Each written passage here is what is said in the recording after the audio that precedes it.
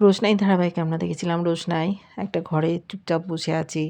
এসছে আদিত্য কাপুর, জানতে চেয়েছে বাচ্চার বাবাকে, কিন্তু ও বলবে না।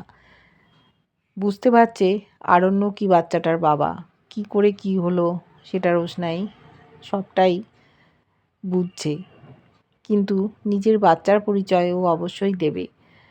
বলেছে আদিত্যকে যে আমার মা সুইসাইড করেছিল, এক ঘরে করে রেখেছিল সকলে, আমার বাবাকে আমি জানি না।